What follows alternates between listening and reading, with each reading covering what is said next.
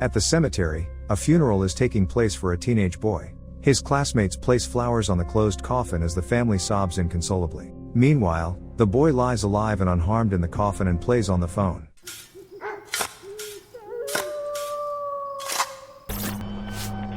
Darren lives a normal life. He is popular among his classmates, is an excellent student, pleases his parents and has many friends. But one person doesn't fit into Darren's regular life, and that's his best friend Steve. He invites Darren to skip history class. The guy reluctantly agrees. Steve then goads Darren into breaking the school lantern. For this, Darren receives a scolding from the teacher and parents. At home, Darren's mother desperately scolds her son and forbids him to be friends with Steve. The father also believes that Steve is leading Darren astray. According to parents, the right path is a great college, a stable job, and your own family. A terrifying cycle of college, work and family goes through Darren's head. The guy understands that he does not want to live like this, but he does not contradict his parents. The next day, Darren informs Steve that their friendship should now be a secret so as not to anger his parents. Steve is indignant at this news and reproaches Darren for being spineless. Their argument is interrupted by an old-fashioned car with the word destiny on its plates. An unknown man throws a leaflet out of the window and leaves. The leaflet falls at Darren's feet. The guys see that this is an invitation to a freak circus performance. Friends would like to go, but Darren is banned from going out for 2 months. However, in the evening, Darren quietly sneaks out of the house and goes with Steve to the circus. Friends arrive at the building of an old theater and notice a blood-red moon in the sky. Steve enjoys the sight as he is obsessed with vampires and Darren is obsessed with spiders. The guys buy tickets from a little freak and go into the hall. The show starts. The host of the show, with a large, oddly shaped head, announces the entry of the Wolfman. With a roar, the Wolfman approaches a woman sitting in the audience. Moments later, the wolf bites off the woman's arm. She screams. The rest of the audience is also scared. The Wolfman runs away, and the woman with the bitten off arm walks onto the stage. Her hand immediately grows back, because this artist is the queen of regeneration. The bony Alexander appears next. He has no skin and internal organs in the abdomen. The audience is also entertained by a woman with huge teeth and a man with 2 stomachs, able to digest any object. Next on the stage is a snake-skin guy named Evra, and after that, a spectacular woman, Madame Truska. She invites Darren to be her assistant. From the guy's touch, the woman grows a beard. The hall rejoices. Madame Truska looks into Darren's eyes and sees his future. She senses that something bad is about to happen. Next up is a magician named Larton Crepsley and his spider, Madame Octa. The man literally flies onto the stage. Darren, hypnotized, can't take his eyes off the spider. Madame Octa's bite promises certain death, but Crepsley manages to control her with the help of playing the flute. Suddenly, Steve informs Darren that Crepsley is a real vampire, because his portrait is in one of the books about vampires. Meanwhile, the magician releases Madame Octa into the hall, and she falls right on Darren's leg. Crepsley approaches the boy, takes the spider and says that vampires don't exist. And if someone knew about them, he would be strangled by them in a dream. The performance stops as a crowd of people fighting against freaks enters the hall. Taking advantage of the general confusion, Darren runs backstage. Here he finds Crepsley's dressing room and goes inside, fascinated by Octa. There is no one in the dressing room, however, there is a coffin here. Darren approaches Octa's cage. He admires the spider and plays the flute for her. Suddenly, voices are heard outside the door. Darren grabs the cage, stuffs it into his bag, and hides in the closet. Crepsley and a friend named Governor enter the dressing room. From their conversation, it becomes clear that they are vampires. Recently, their friend was killed by the enemies of the vampires, the cruel vampires. Friends also discuss the return of the mysterious Mr. Tiny from another world. Governor believes that Tiny imagines himself as the arbiter of fate and wants to destroy the vampires with the help of the vampires. Governor wants to fight the vampires and avenge his friend's death, but Crepsley refuses to go with him. He is categorically against war. At that moment, Steve bursts into the dressing room. He firmly believes that Crepsley and Governor are vampires. Steve asks to be turned into a vampire too. Crepsley says that upon becoming a vampire he will have to leave family and friends, so this is a bad idea. But Steve complains about his dysfunctional family and insists on being converted. Then Crepsley tastes his blood and immediately spits. Steve has bad blood, he can't be a vampire. The guy gets angry and threatens the vampires with violence, but the men quickly kick him out of the dressing room. Governor flies away and Crepsley starts looking for Octa. Darren, who has been sitting in the closet all this time, opens the secret door and runs away. He is immediately picked up by a black car. All this happens in front of Crepsley. The same Mr. Tiny and one of the vampires are sitting in the car. Tiny invites Darren to join them, but the guy gets out near his house and runs away from the car. The next day, Darren comes to school, opens his locker and admires Octa. Steve approaches him and discovers the spider. Steve realizes that Darren was in Crepsley's dressing room and heard their entire conversation. At this time, the bell rings for recess. In surprise, Steve drops the cage with Octa. The door opens and the spider walks free. The corridor fills with students, and a deadly spider runs across the floor, pushing everyone aside. Steve chases Octa with a broom and wants to kill her. Darren runs after Steve and tries to save Octa. The spider senses danger from Steve and bites him on the cheek. The guy loses consciousness, and Octa runs away. Darren decides to help a dying friend and comes to Crepsley for an antidote. But the man calls Darren a juvenile thief and refuses to help him for free. During the conversation, Crepsley realizes that Darren is in terrible danger from Mr. Tiny. Then Crepsley offers Darren a deal. He will turn the guy into a hay vampire and make him his assistant.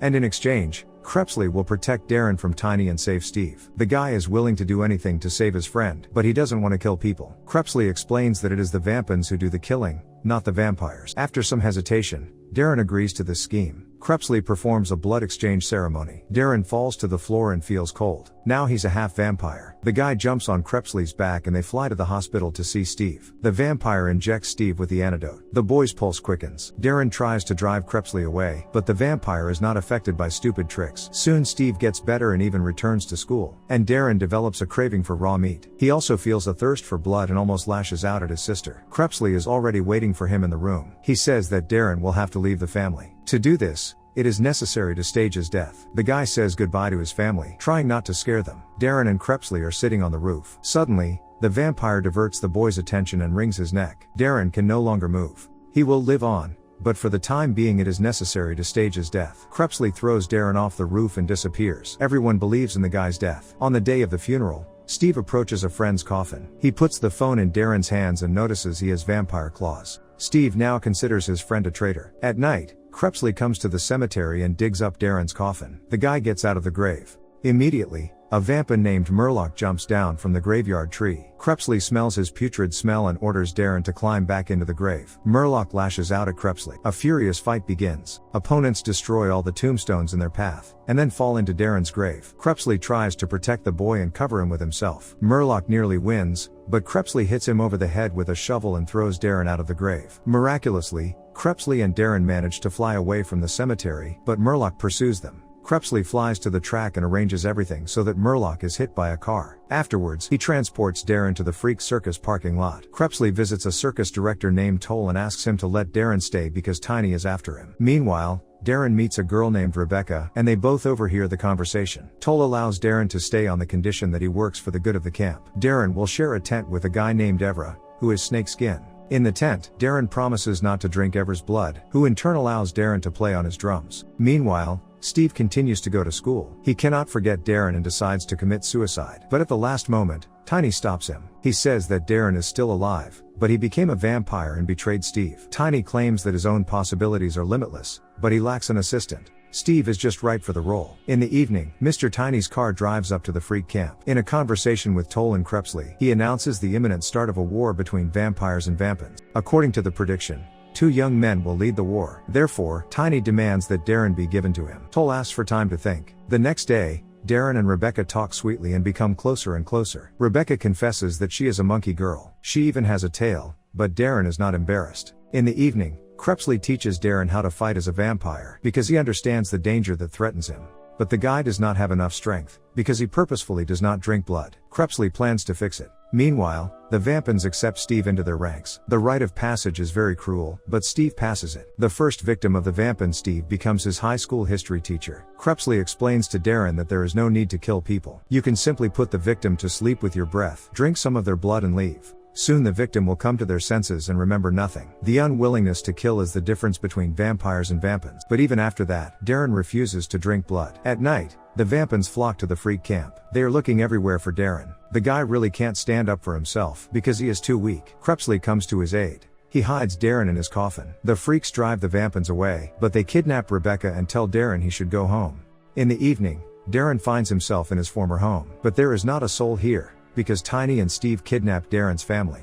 The guy understands that his relatives are kept in the old theater, where the circus performed. Murloc meets Darren at the theater. He tied up the guy's family and Rebecca and hung them over the stage. Steve arrives soon after. He talks about the people he has already killed and about the pleasure of this process. Steve offers Darren to kill Rebecca and drink her blood, then his family will be free. After that, Darren will have to join the vampins. But the guy resolutely refuses the offer. He cannot stand up for himself, because he has not yet drunk blood. But Crepsley had already arrived at the theater. He enters into a fierce fight with Murloc. Mr. Tiny watches with interest, but does not intervene. With the help of her tail, Rebecca frees herself from the rope and hurries to Darren. She offers the guy to drink some of her blood. But Darren is afraid that he will cease to be human after this. Rebecca still convinces the guy to take this step. He drinks blood. The fight between Crepsley and Murloc becomes more and more violent. Steve soon gets into the fray as well and stabs Crepsley with a silver knife. But then empowered Darren, who has drunk blood, appears. He attacks Steve. At that moment, Crepsley draws a knife and drives it into Murloc's heart. He dies and with his last breath predicts that now the war will definitely begin. Tiny rejoices at what is happening and thanks all the participants in the performance. But Darren believes that the war will not start if no one knows about what happened. So he gets into a fight with Steve. Old friends are now enemies, but Darren can't bring himself to kill Steve. Tiny separates opponents with a light movement. Now is not the time for them to kill each other. All this was predicted long ago, and the decisive battle will take place later. Darren offers Steve one last time to turn to the light side, but Steve refuses. Afterwards, Tiny sucks the soul out of Murloc's body. At the same time, the body itself becomes small and shriveled, but still alive. Tiny and Steve go to the Vampins. Crepsley hypnotizes Darren's parents so they won't remember the night's events. Leaving the house, Darren finally kisses Rebecca because he had dreamed about it for so long. Friends return to the camp. Here the majority votes to let Darren stay. However, after this, Governor visits Crepsley and says that it's time for the three of them to go to the vampires. But Darren doesn't know this yet and is happy with the way everything turned out.